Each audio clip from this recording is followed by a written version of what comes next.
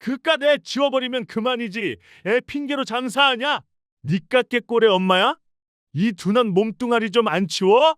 법정 복도가 순식간에 아수라장으로 변했습니다. 남자의 굵은 손이 임산부의 옷깃을 확 움켜쥐었죠. 결혼 전에 임신하고 온 게 자랑이야? 몸 조심 좀 하지. 예. 시어머니의 말은 세아의 가슴을 더 깊게 후벼 팠습니다.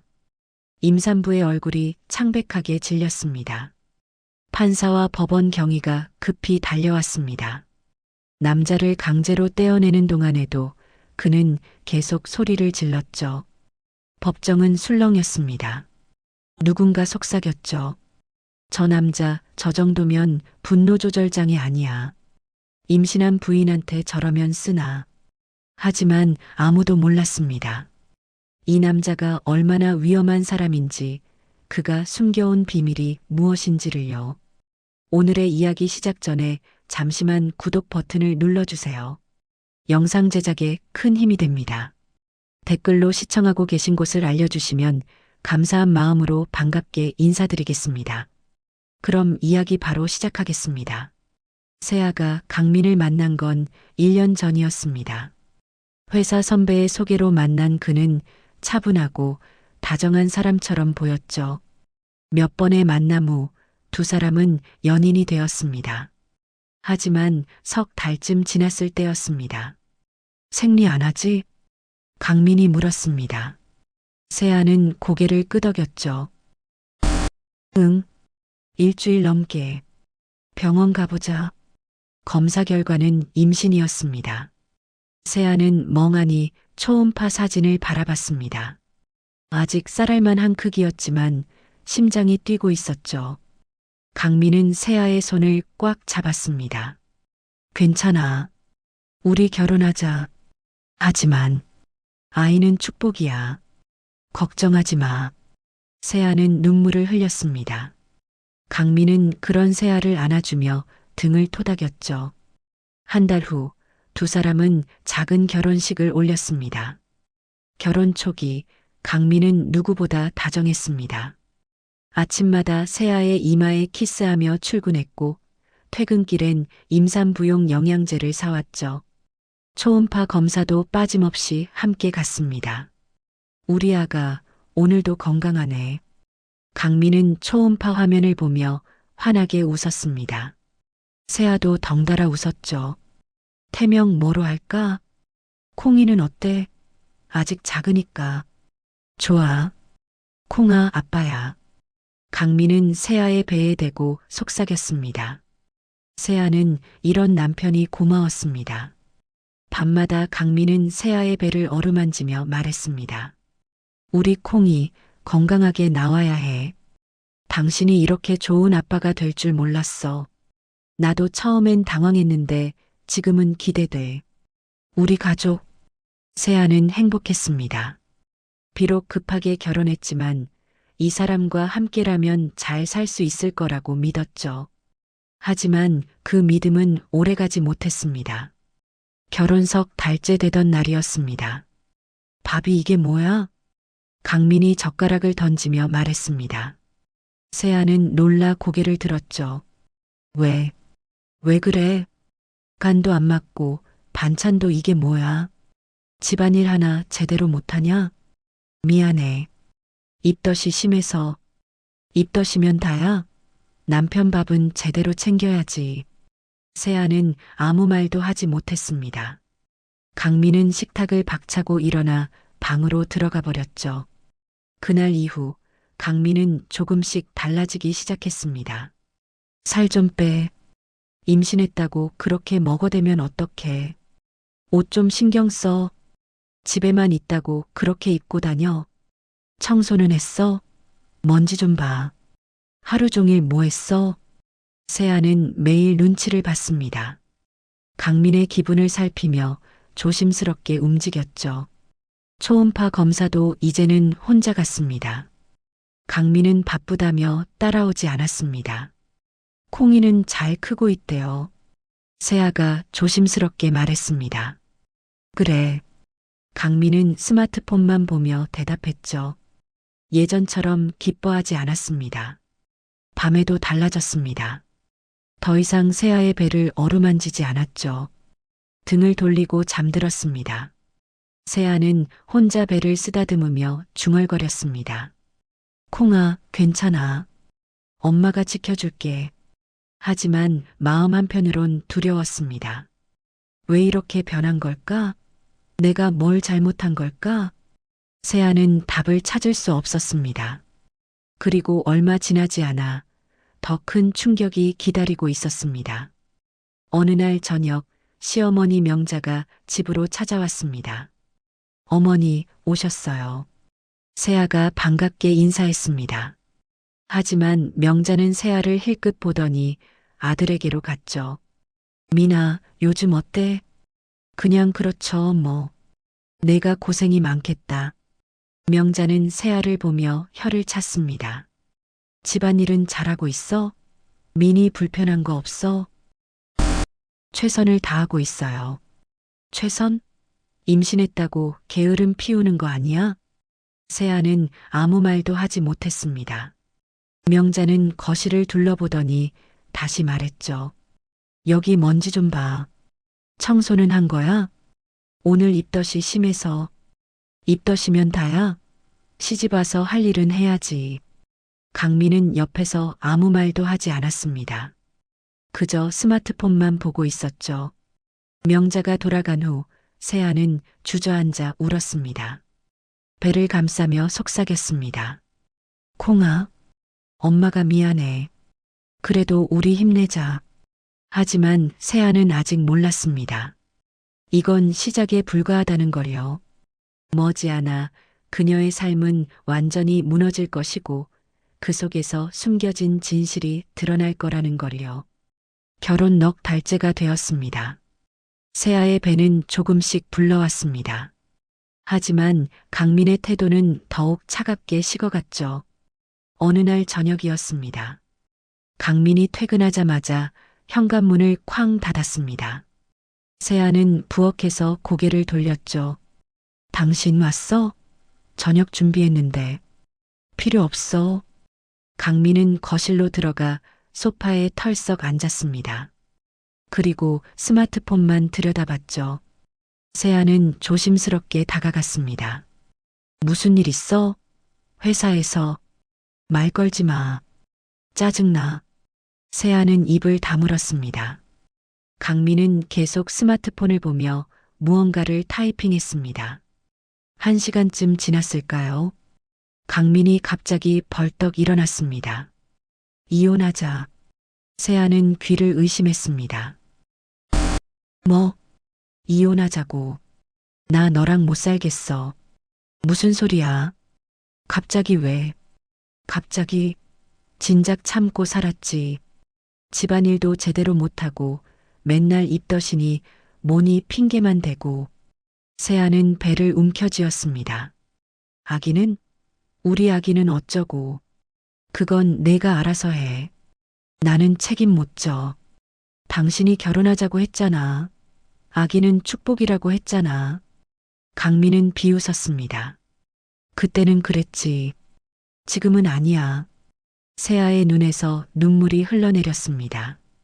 강민은 그런 세아를 보며 혀를 찼죠. 울지 마. 보기 싫으니까. 그때였습니다. 강민이 안방으로 들어가더니 서랍을 마구 뒤지기 시작했습니다. 세아가 뒤따라 들어갔죠. 뭐 하는 거야? 내 서류 어딨어? 어떤 서류? 통장이랑 등본. 내가 숨긴 거 아냐? 나는 건드린 적 없어. 강민은 점점 흥분했습니다. 서랍을 발로 쾅 차버렸죠. 그 충격에 서랍 속 물건들이 바닥으로 쏟아져 내렸습니다. 세아는 놀라 뒤로 물러섰습니다. 배를 감싸며 벽에 등을 기댔죠. 그때 바닥에 떨어진 물건 중 하나가 세아의 눈에 들어왔습니다. 작은 약봉지였습니다. 세아는 떨리는 손으로 그것을 집어들었습니다. 약봉지에는 글씨가 적혀 있었죠. 정신건강의학과, 충동분노 억제제, 최강민. 세아의 숨이 멎었습니다. 강민은 세아가 약봉지를 들고 있는 걸 보자 얼굴이 굳었습니다. 그거 내려놔. 이게 뭐야? 그냥 일시적으로 먹는 거야. 상관 말고 내려놔. 충동 분노 억제제라고 써 있는데 강민의 표정이 일그러졌습니다. 내가 약 먹는 게 너랑 무슨 상관이야?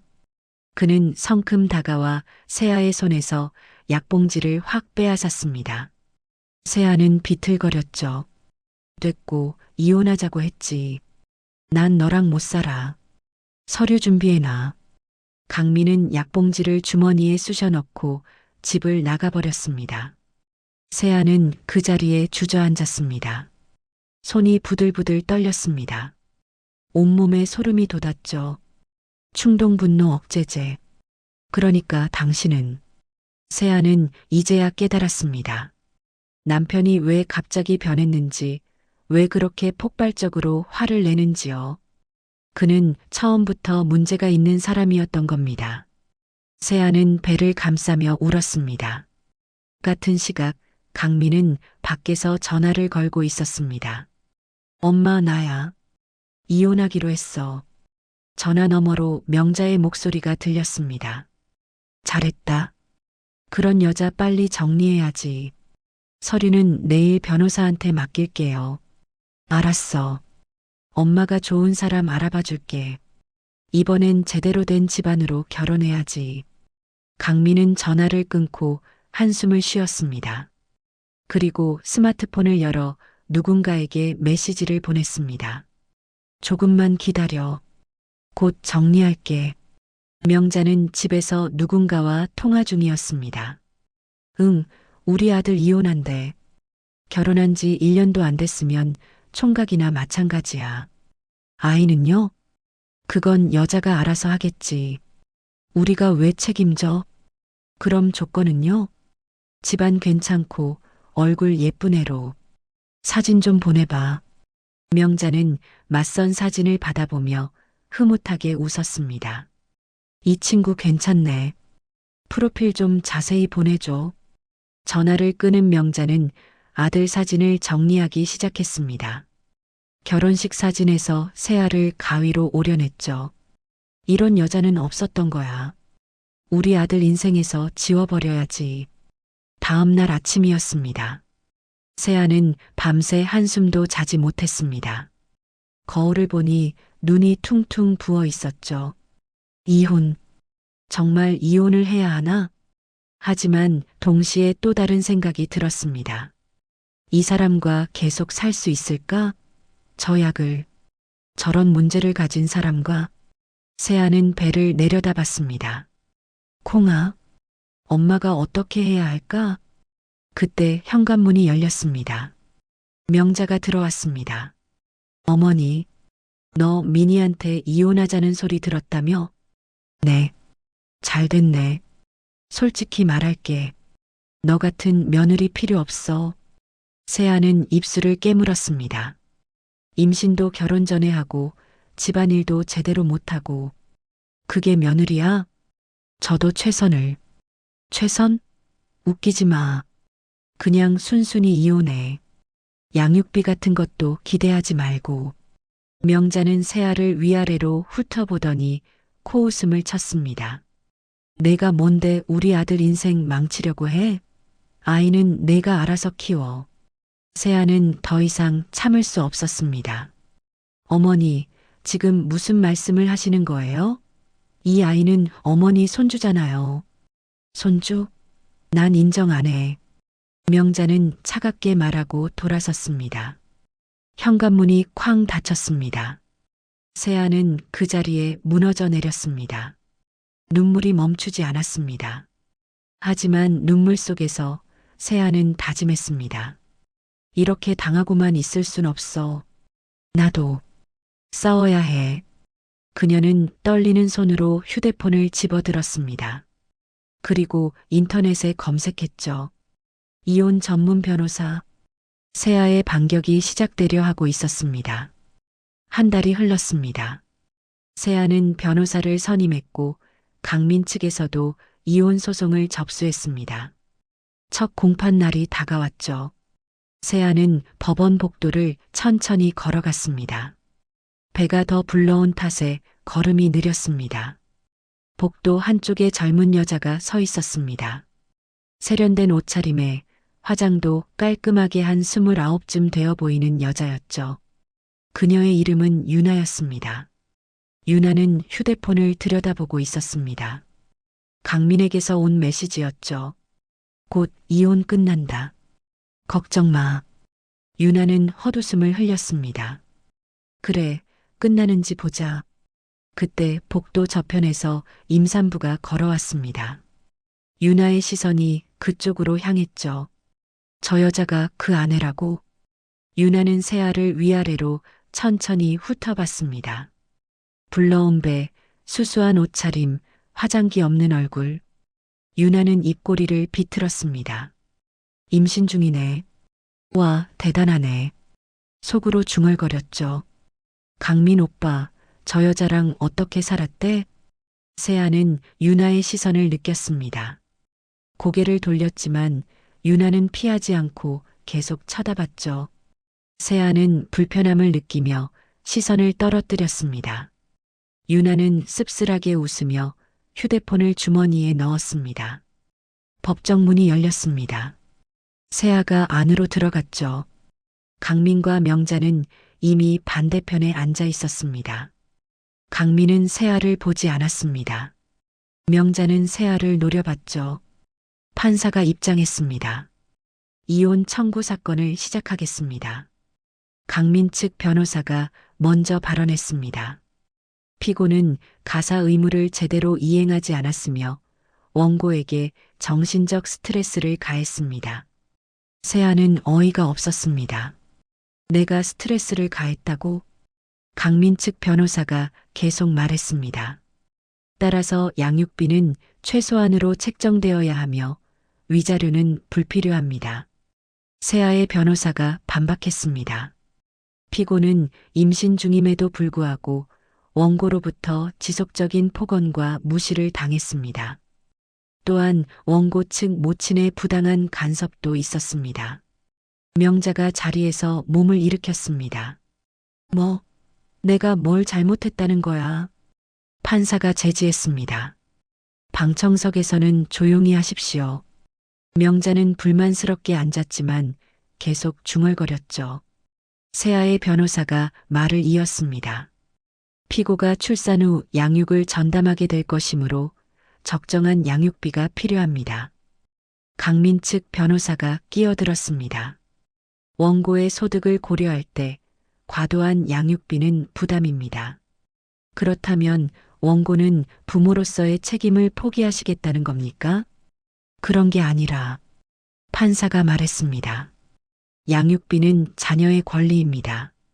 부모의 이용과 무관하게 지급 의무가 있습니다. 강민은 고개를 숙인 채 아무 말도 하지 않았습니다.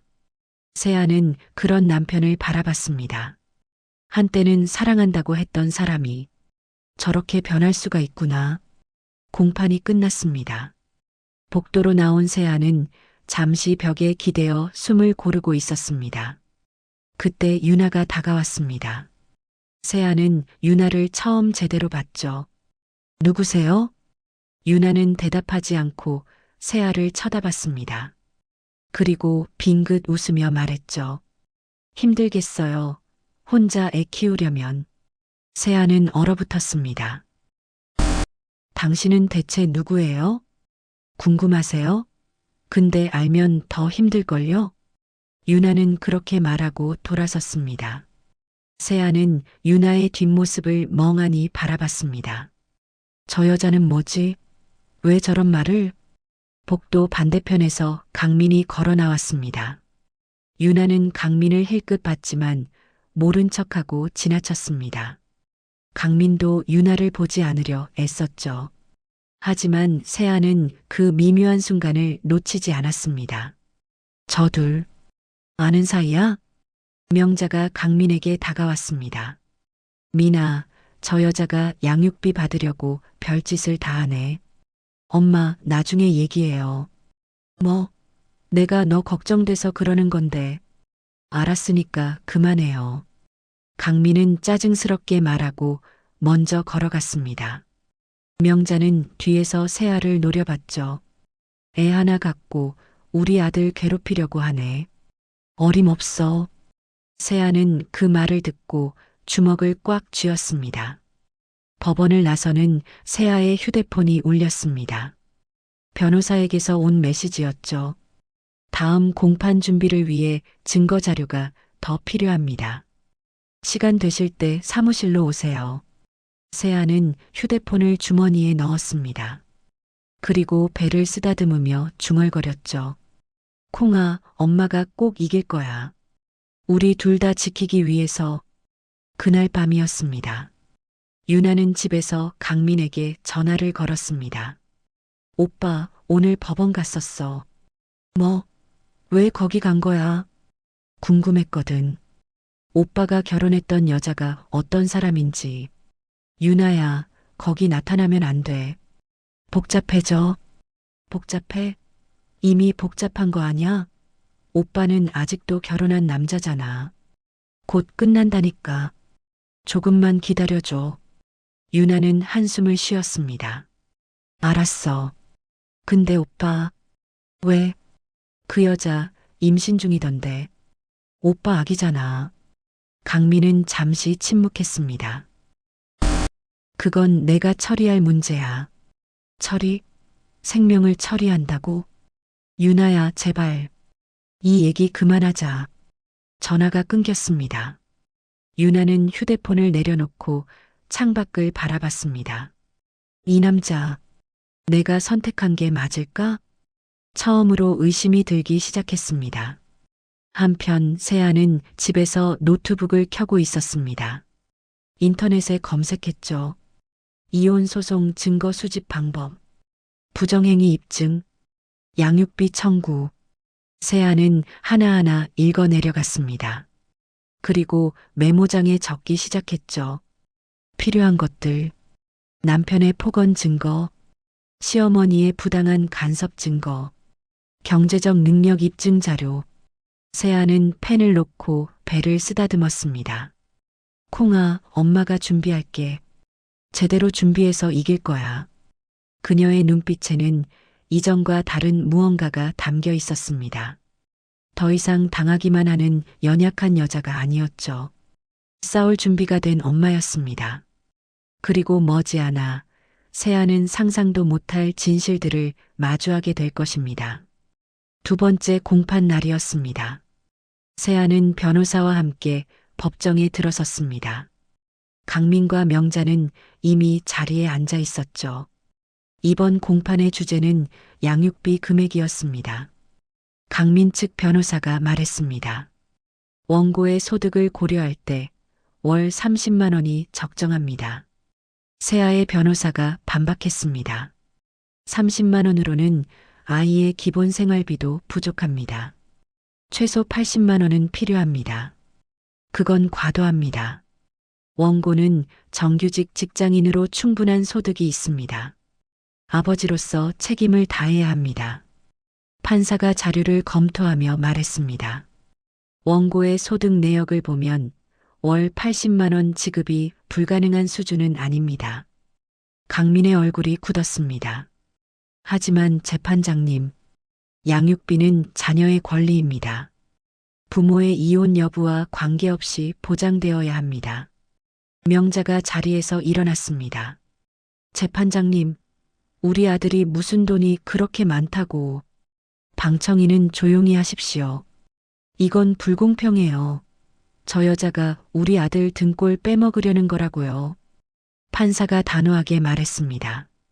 한 번 더 소란을 피우시면 퇴정 조치하겠습니다. 명자는 불만스럽게 앉았지만 계속 중얼거렸습니다. 공판이 끝났습니다. 판사는 다음과 같이 정리했죠. 양육비는 월 60만 원으로 잠정 결정합니다. 최종 판결 시 확정하겠습니다. 강민은 고개를 떨구었습니다. 명자는 입술을 깨물었죠. 복도로 나온 세아는 안도의 한숨을 내쉬었습니다. 변호사가 말했습니다. 잘하셨습니다. 다음 공판까지 증거자료 더 준비하겠습니다. 감사합니다. 세아가 복도를 걸어가려는 순간이었습니다. 뒤에서 발소리가 빠르게 다가왔죠. 아, 강민이었습니다. 세아는 돌아섰습니다. 강민의 얼굴은 붉게 달아올라 있었습니다. 너 진짜 이러려고 작정한 거야? 무슨 소리예요? 양육비 60만 원? 너 정신이 있어? 법원에서 정한 거예요. 저한테 화내지 마세요. 강민은 주먹을 불끈 쥐었습니다. 너 애 핑계로 내 돈 뜯어내려는 거지? 그렇게 돈이 필요해? 세아는 뒤로 한 걸음 물러섰습니다. 이건 아이를 위한 돈이에요. 당신 아이잖아요. 내 아이, 그게 정말 내 아이야? 세아는 믿을 수 없다는 표정으로 강민을 바라봤습니다. 지금 뭐라고 한 거예요? 강민은 점점 흥분했습니다. 목소리가 커졌죠. 너 같은 여자가 무슨 짓을 했는지 내가 어떻게 알아? 당신 미쳤어요? 결혼 전에 임신한 거 당신도 알잖아요. 그러니까 더 의심스럽지. 진짜 내 애가 맞냐고. 세아의 눈에서 눈물이 터져 나왔습니다. 어떻게 그런 말을 할 수가 있어요. 주변 사람들이 모여들기 시작했습니다. 강민은 더욱 격해졌습니다. 그깟 애 지워버리면 되잖아. 애 가지고 장사하냐. 세아는 비명을 질렀습니다. 어떻게 생명을 지우라는 말을 해. 나도 이러고 싶겠어. 그때 명자가 달려왔습니다. 야, 이 여자야. 우리 아들한테 왜 그래? 어머니, 지금 들으셨죠? 아이를 지우라는 말을요. 명자는 세아를 노려봤습니다. 여자가 몸조심 좀 하지. 결혼 전에 임신하고 온 게 자랑이야? 세아의 심장이 무너져 내렸습니다. 뭐라고요? 결혼도 안 했는데 임신부터 하고. 그러니까 우리 아들이 의심하지. 어머니는 지금 며느리한테 하실 말씀이 아니에요. 며느리? 난 너 며느리로 안 봐. 강민이 세아에게 다가와 옷깃을 움켜쥐었습니다. 닥쳐. 내가 우리 가족 망쳤어. 세아는 배를 감싸며 비틀거렸습니다. 나요. 아기가 위험해요. 아기, 그게 뭐가 중요해. 강민이 세아를 밀쳤습니다. 세아는 뒤로 휘청거리며 벽에 부딪혔죠. 으악! 그 순간이었습니다. 거기 뭐 하는 거야? 판사와 법원 경위가 달려왔습니다. 경위들이 강민을 붙잡았죠. 놓으시오. 폭력 행위는 안 됩니다. 나 달라고. 강민은 발버둥 쳤지만 경위들에게 제압당했습니다. 판사가 세아에게 다가왔습니다. 괜찮으세요? 세아는 벽에 기댄 채 배를 감싸고 있었습니다. 눈물이 멈추지 않았죠. 아기는 괜찮겠죠? 지금 구급차 부를까요? 아니요. 괜찮아요. 아기는 괜찮을 거예요. 판사는 강민을 돌아보며 말했습니다. 원고, 법정 모독죄로 추가 조치 취하겠습니다. 강민은 고개를 떨구었습니다. 명자가 소리쳤죠. 우리 아들이 뭘 잘못했어요. 저 여자가 도발한 거잖아요. 방청인도 조사 대상입니다. 진정하십시오. 경위들이 명자를 제지했습니다. 복도 끝에서 이 모든 광경을 지켜본 사람이 있었습니다. 유나였습니다. 유나는 창백한 얼굴로 강민을 바라봤습니다. 저게 내가 사랑한다고 생각한 남자? 유나는 입술을 깨물었습니다. 임신한 여자한테 저렇게 폭력을 휘두르다니. 유나는 더 이상 그 자리에 있을 수 없었습니다. 돌아서서 빠르게 걸어갔죠. 세아는 변호사의 부축을 받으며 자리에 앉았습니다. 괜찮으세요? 네, 괜찮아요. 하지만 세아의 손은 계속 떨리고 있었습니다. 변호사가 조용히 말했습니다. 이 사건 기록에 남습니다. 우리에게 유리하게 작용할 겁니다. 세아는 고개를 끄덕였습니다. 감사합니다. 강민은 경위들에게 이끌려 조사실로 갔습니다. 명자는 뒤에서 소리쳤죠. 민아, 엄마가 변호사 다시 알아볼게. 걱정 마. 하지만 강민은 대답하지 않았습니다. 그날 저녁이었습니다. 세아는 집에 돌아와 소파에 앉았습니다. 배를 쓰다듬으며 중얼거렸죠. 콩아, 미안해. 엄마가 너를 지키지 못했어. 눈물이 또다시 흘러내렸습니다. 하지만 동시에 세아의 안에는 분노가 타오르고 있었습니다. 이렇게는 절대 안 돼. 저 사람들한테 이대로 당할 순 없어. 세아는 휴대폰을 꺼냈습니다. 변호사에게 메시지를 보냈죠. 선생님, 증거 수집 적극적으로 진행해 주세요. 제가 할 수 있는 건 다 하겠습니다. 변호사의 답장이 왔습니다. 알겠습니다. 내일 오전에 사무실로 오시죠. 전략을 세우겠습니다. 세아는 휴대폰을 내려놓았습니다. 그리고 배를 감싸며 다짐했죠. 콩아, 엄마가 꼭 이길 거야. 우리 둘 다 지킬 거야. 한편 유나는 집에서 소주잔을 기울이고 있었습니다. 오늘 본 광경이 머릿속에서 떠나지 않았죠. 나 잘못 선택한 거야. 저런 남자를 믿었다니. 유나는 강민에게 전화를 걸지 않았습니다. 이제 그의 말이 더 이상 믿기지 않았으니까요. 그리고 세아는 몰랐습니다. 머지않아 자신에게 강력한 무기가 생길 거라는 걸요. 그 무기는 바로 남편이 숨겨온 그 약봉지였습니다. 다음 날 아침이었습니다. 세아는 변호사 사무실 근처 조용한 카페에 앉아 있었습니다. 손에 든 물컵이 미세하게 떨렸죠. 손등 위로 핏줄이 파르르 떨리고 있었습니다. 변호사 백서준이 들어왔습니다. 기다리셨죠? 아니요, 저도 방금 왔어요. 백서준은 세아의 표를 살폈습니다. 어젯밤 잠을 제대로 못 잔 게 분명했죠. 어제 일 많이 놀라셨을 텐데 괜찮으세요? 세아는 고개를 끄덕였지만 손은 여전히 떨리고 있었습니다. 괜찮아요. 아기도 무사하고요. 천천히 이야기하세요. 오늘은 앞으로의 전략을 세우려고 합니다. 세아는 숨을 깊이 들이마셨습니다. 선생님, 제가 보여드릴 게 있어요. 세아는 휴대폰을 꺼냈습니다. 그리고 사진 한 장을 백서준에게 보여줬죠. 약봉지 사진이었습니다. 백서준의 표정이 굳었습니다. 이게 남편이 복용하는 약이에요. 정신건강의학과에서 처방받은 거예요. 백서준은 사진을 자세히 들여다봤습니다. 충동분노 억제제. 약봉지에 선명하게 적힌 글씨였죠. 이 약은 언제 발견하신 겁니까? 한 달 전쯤이요. 남편이 서랍을 발로 차는 바람에 바닥에 떨어졌어요.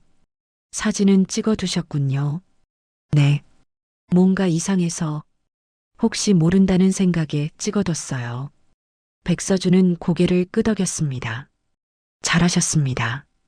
이건 매우 중요한 증거입니다. 이게 소송에 도움이 될까요?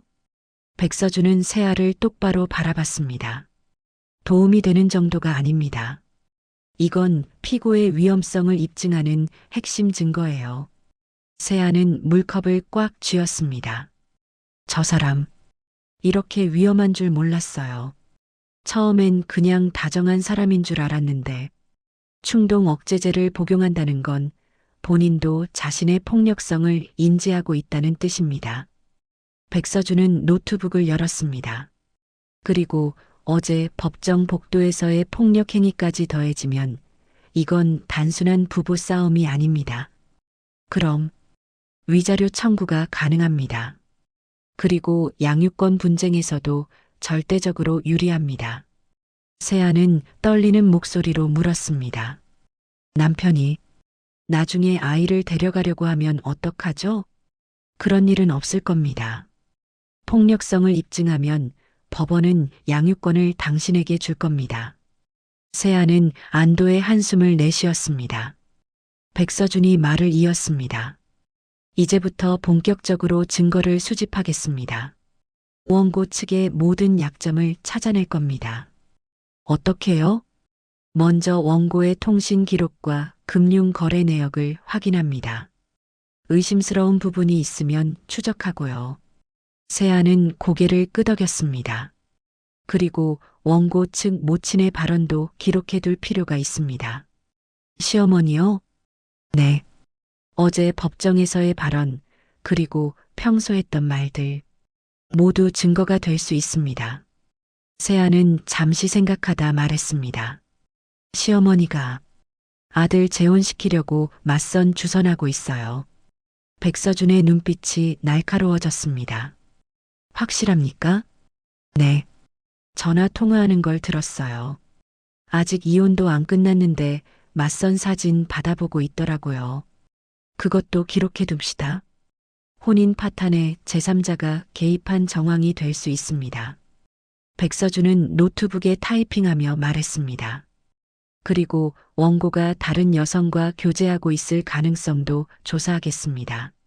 세아는 어제 본 그 여자가 떠올랐습니다. 법정에 이상한 여자가 있었어요. 이상한 여자요?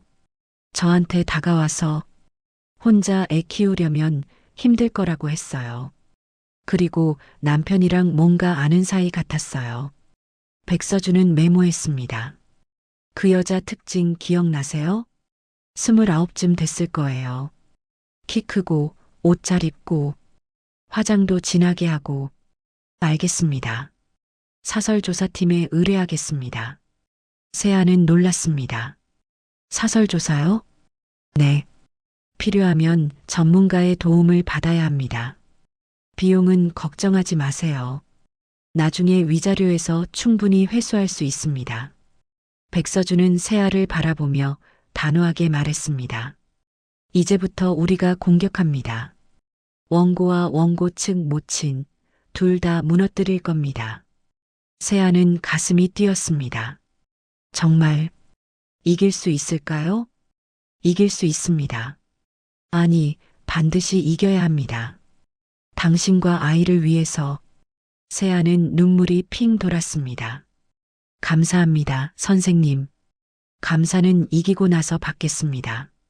백서준은 노트북을 닫으며 말했습니다. 앞으로 2주일 안에 모든 증거를 수집하겠습니다. 그리고 다음 공판에서 한 번에 터뜨립니다. 네. 그동안 의뢰인께서는 절대 원고 측과 접촉하지 마세요. 특히 혼자 만나면 안 됩니다. 알겠습니다. 그리고 혹시 원고나 원고 모친이 연락하면 모두 녹음하세요. 문자도 캡처하고요. 세아는 고개를 끄덕이며 휴대폰을 꺼냈습니다. 녹음 앱 깔아야겠네요. 네. 그리고 만약 협박이나 폭언을 하면 즉시 제게 연락하세요. 백서준은 명함을 건네며 말했습니다. 이 번호로 24시간 연락 가능합니다. 세아는 명함을 받아 지갑에 넣었습니다. 두 사람은 카페를 나섰습니다. 세아는 버스 정류장으로 걸어가며 배를 쓰다듬었습니다. 콩아, 이제 우리 제대로 싸울 거야. 엄마가 꼭 지켜줄게. 한편 백서준은 사무실로 돌아와 즉시 사설조사팀에 전화를 걸었습니다. 최강민이라는 사람 전방위로 조사해 주세요. 통신 기록, 카드 사용 내역, 그리고 최근 들락날락하는 장소. 알겠습니다. 일주일이면 됩니까? 사흘 안에 1차 결과 주세요. 네, 알겠습니다. 전화를 끊은 백서준은 창밖을 바라봤습니다. 이제부터가 진짜 싸움이야. 그는 책상 위에 파일을 펼쳤습니다. 그 안에는 약봉지 사진과 법정 복도 사건 조서가 들어 있었죠. 최강민, 내가 어떤 놈인지 이제 다 드러날 거야. 백서준의 눈빛에는 확신이 담겨 있었습니다. 그리고 머지않아 강민과 명자는 자신들이 저지른 일에 대한 대가를 치르게 될 것입니다. 세아는 버스를 타고 집으로 돌아가며 휴대폰을 들여다봤습니다. 녹음 앱을 설치했죠. 세아는 더 이상 당하기만 하는 여자가 아니었습니다. 싸울 준비가 끝난 엄마였죠. 그리고 그녀에게는 이제 강력한 무기가 생겼습니다. 바로 진실이었습니다. 사흘이 지났습니다. 백서준의 사무실에 사설조사팀이 찾아왔습니다. 조사 결과 나왔습니다. 조사원은 두꺼운 파일을 책상 위에 내려놓았죠. 백서준이 파일을 펼쳤습니다. 첫 장은 강민의 카드 사용 내역이었습니다. 최근 2달간의 기록입니다. 보시면 조사원이 형광펜으로 표시된 부분을 가리켰습니다. 호텔 라운지, 고급 일식당, 스파 트윈 코스. 모두 2인분 결제입니다. 백서준의 눈빛이 날카로워졌습니다. 날짜는 소송 진행 중인 지난달에도 계속 있었습니다. 특히 공판 다음 날에도 결제 기록이 있고요. 증거로 충분하군요. 조사원이 다음 자료를 꺼냈습니다. 그리고 이게 결정적입니다. CCTV 영상 파일이었습니다. 백서준이 노트북으로 재생했죠. 화면에 강민이 나타났습니다. 그리고 그의 옆에는 젊은 여자가 있었습니다. 이 여자가 맞습니다. 법정에서 목격된 그 여자입니다. 이름은 유나, 29살 회사원입니다. 영상 속에서 강민과 유나는 팔짱을 끼고 걸어갔습니다. 웃으며 이야기하는 모습이 선명했죠. 이건 언제 촬영된 겁니까? 지난주 금요일입니다. 호텔 로비 CCTV입니다. 영상이 계속되었습니다. 두 사람이 엘리베이터로 들어갔습니다. 문이 닫히기 직전 강민이 유나의 허리를 감싸며 얼굴을 가까이 가져갔죠. 그리고 키스했습니다. 백서준은 영상을 멈췄습니다. 이 정도면 충분합니다. 더 있습니다. 조사원이 또 다른 사진들을 꺼냈습니다. 카페에서 마주 앉은 두 사람, 차 안에서 손을 잡은 모습, 영화관 앞에서 함께 웃는 장면들이었죠. 모두 최근 한 달 내의 사진들입니다. 백서준은 사진들을 정리하며 말했습니다. 현재 진행형 부정행위. 이보다 확실한 증거는 없군요. 그리고 이것도 보세요. 조사원이 통화 기록을 보여줬습니다. 원고와 이 유나라는 여자, 하루에도 5통씩 통화합니다. 문자는 수십 통이고요. 내용은 문자는 확인 못했지만 통화 시간이 길어요. 짧게는 10분, 길게는 1시간 넘게도 통화합니다. 백서준은 고개를 끄덕였습니다. 충분합니다.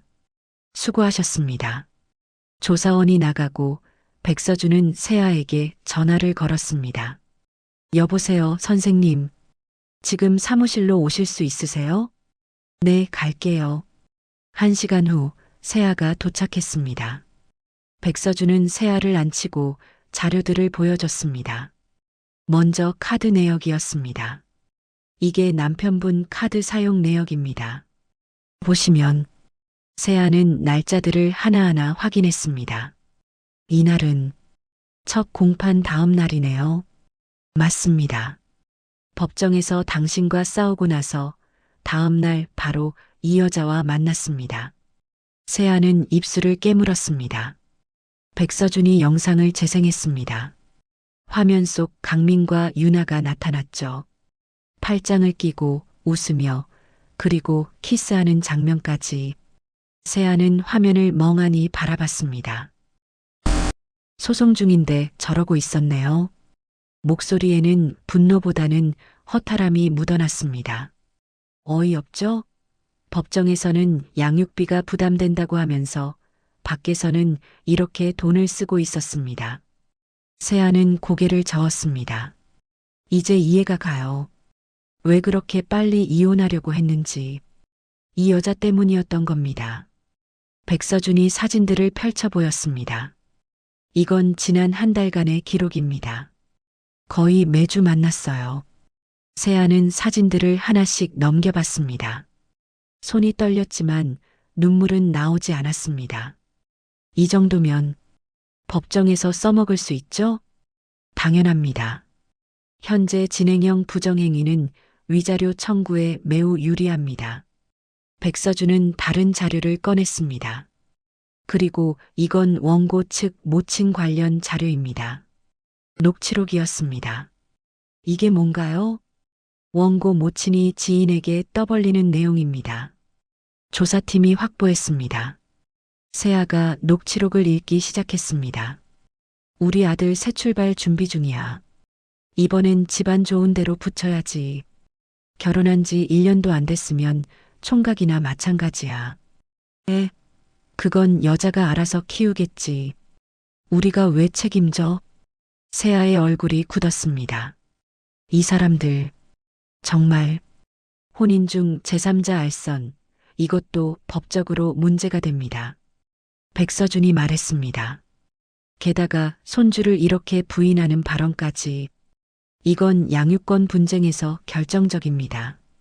세아는 녹취록을 내려놓았습니다. 선생님, 이 정도면 이길 수 있죠? 백서준은 단호하게 고개를 끄덕였습니다. 이깁니다. 확실하게요.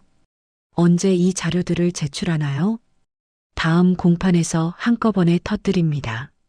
원고 측이 전혀 예상 못하게요. 세아는 배를 쓰다듬으며 말했습니다. 콩아, 곧 끝날 거야.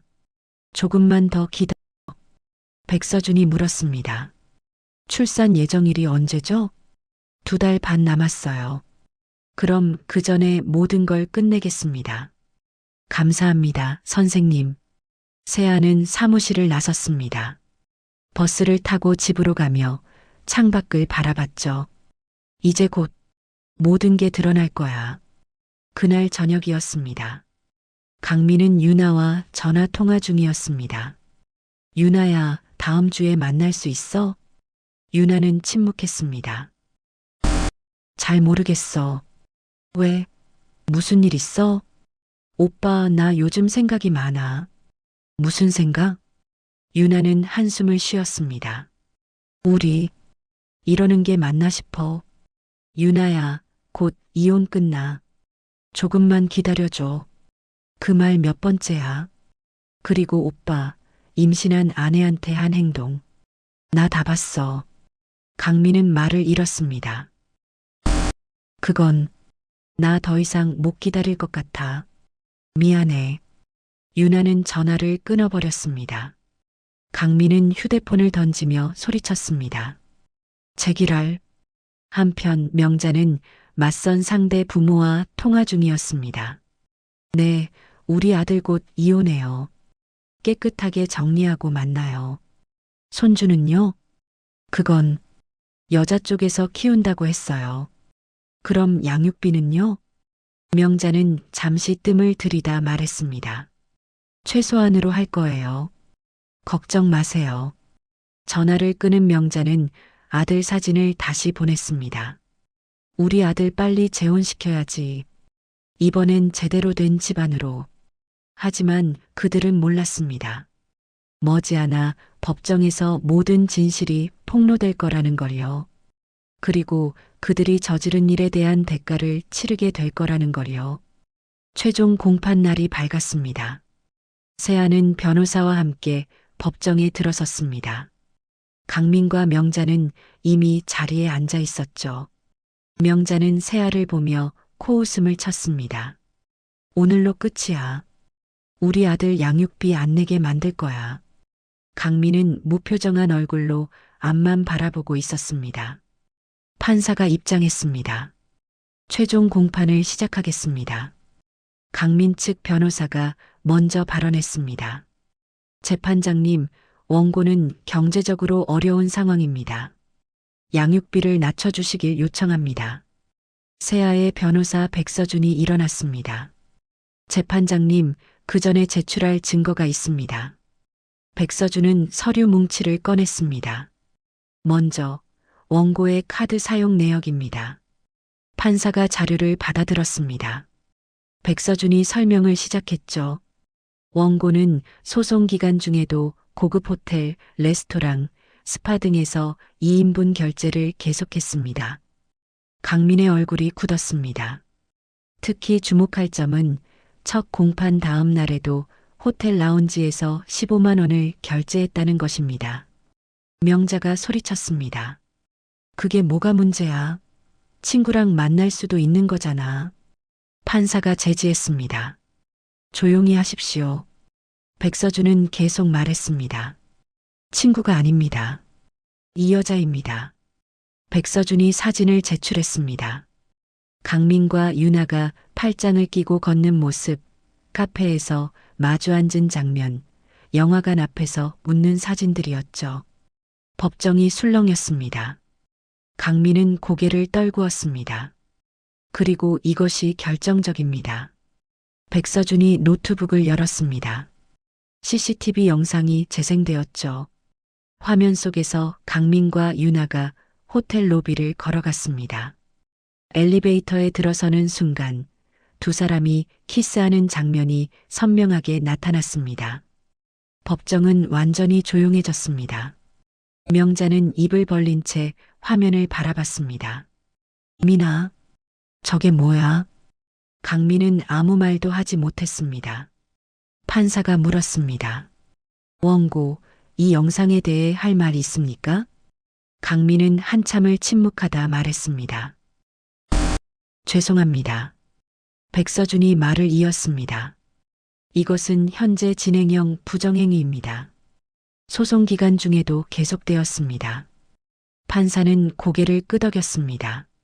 백서준은 다음 증거를 꺼냈습니다. 그리고 이것은 법정 복도에서의 폭력 사건 영상입니다. 또 다른 화면이 재생되었습니다.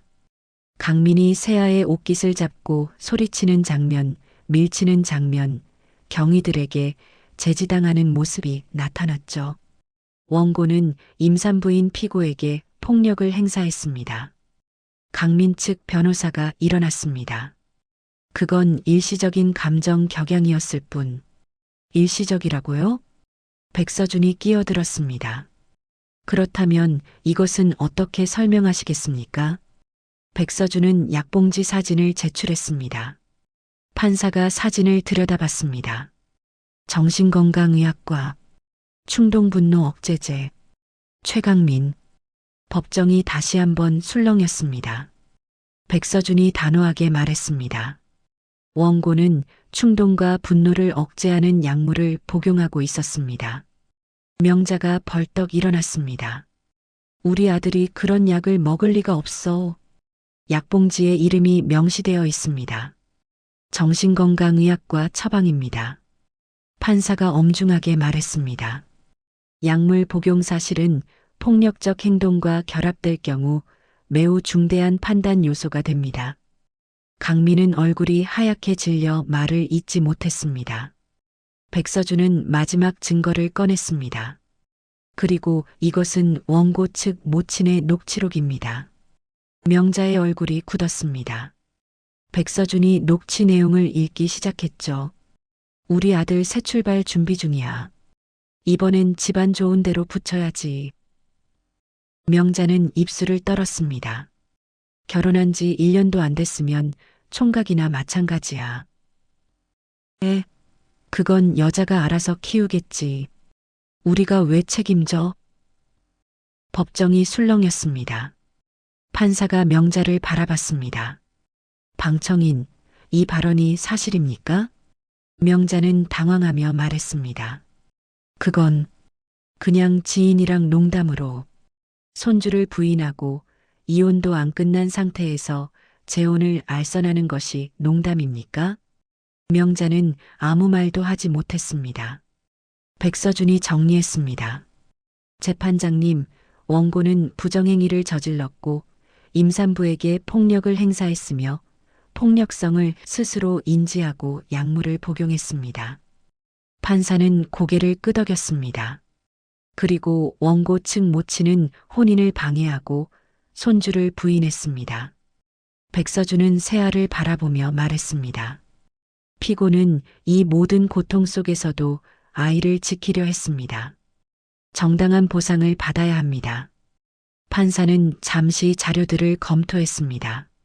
그리고 입을 열었죠. 이혼을 인용합니다. 강민은 고개를 떨구었습니다. 양육비는 월 90만 원으로 결정합니다. 명자가 소리쳤습니다. 90만 원이요. 그건 너무 많아요. 조용히 하십시오. 위자료는 2천만 원으로 결정합니다. 강민은 벽을 짚고 몸을 떨었습니다. 판사가 계속 말했습니다. 그리고 원고는 피고에게 6개월간 접근 금지합니다. 폭력성이 우려되므로 분노 조절 치료를 받으시길 권고합니다. 강민은 아무 말도 하지 못했습니다. 또한 원고 측 모친의 발언에 대해서는 별도 조사를 착수하겠습니다. 명자는 주저앉았습니다. 이럴 리 없어. 이럴 리가 없다고. 판사가 망치를 두드렸습니다. 이상으로 판결을 마칩니다. 법정 문이 열렸습니다. 세아는 천천히 일어났습니다. 백서준이 다가와 말했죠. 축하합니다. 이겼습니다. 세아는 눈물을 흘렸습니다. 감사합니다, 선생님. 정말 감사합니다. 복도로 나온 세아는 배를 쓰다듬었습니다. 콩아, 우리 이겼어. 이제 평온하게 살 수 있어. 멀리서 명자가 소리쳤습니다. 야, 이 여자야. 너 때문에 우리 아들이. 경희가 명자를 제지했습니다. 그만하십시오. 더 소란 피우면 조치하겠습니다. 강민은 벽에 기댄 채 고개를 숙이고 있었습니다. 그의 휴대폰이 울렸죠. 유나에게서 온 문자였습니다. 오빠 미안해.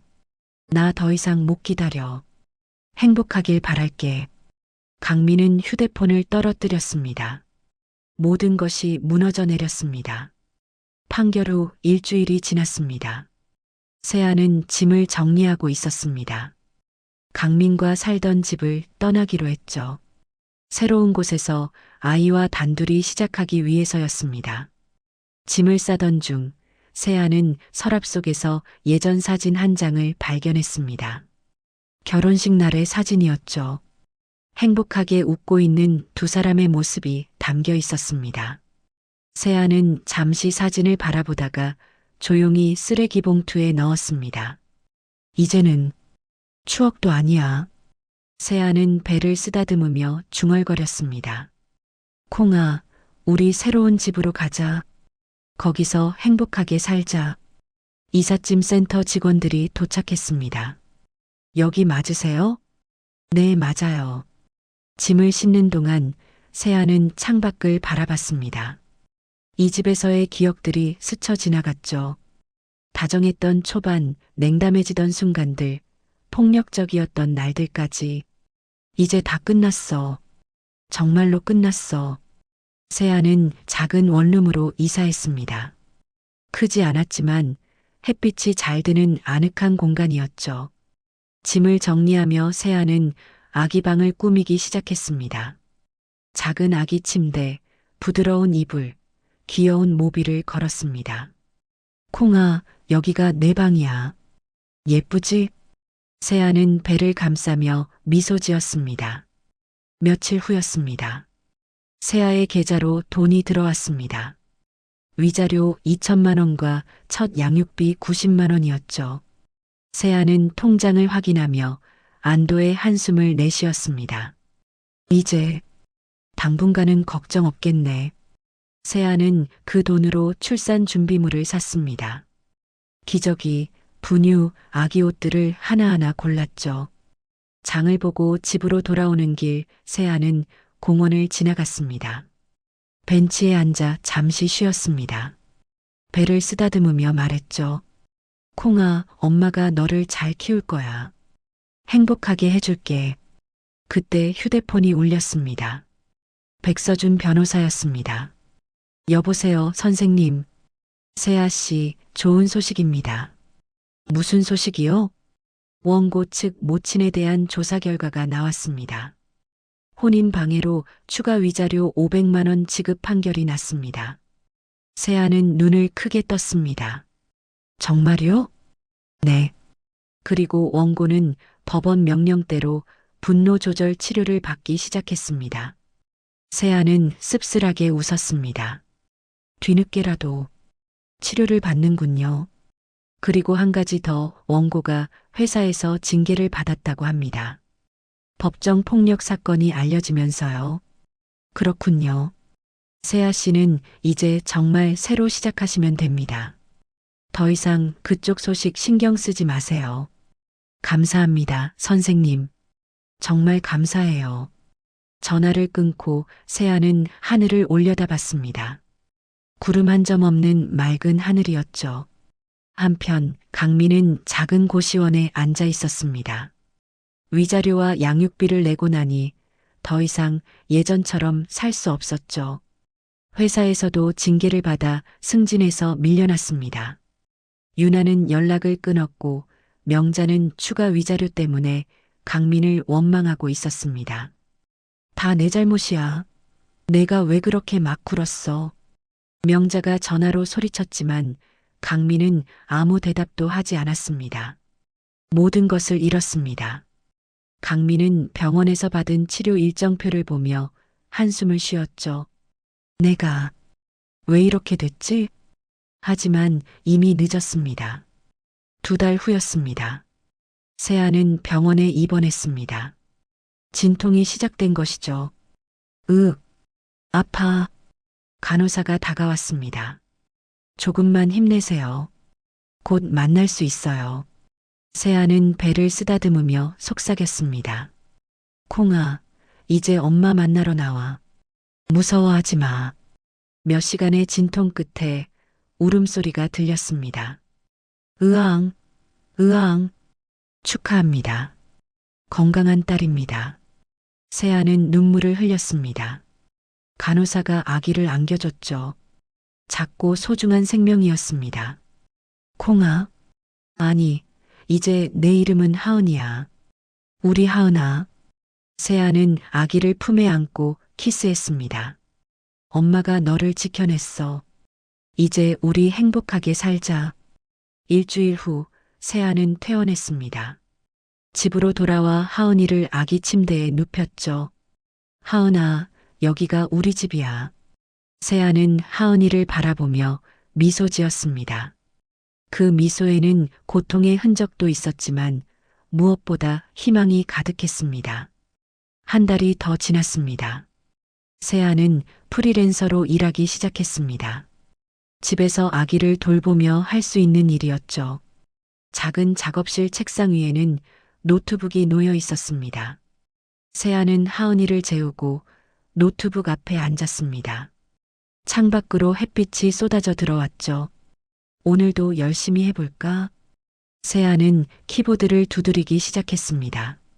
아기가 잠든 사이 세아는 일했습니다. 힘들었지만 행복했습니다. 그리고 무엇보다 자유로웠습니다. 더 이상 폭언도 무시도 폭력도 없었습니다. 오직 세아와 하은이 둘만의 평화로운 삶이었죠. 어느 날 저녁이었습니다. 세아는 하은이를 안고 창밖을 바라봤습니다.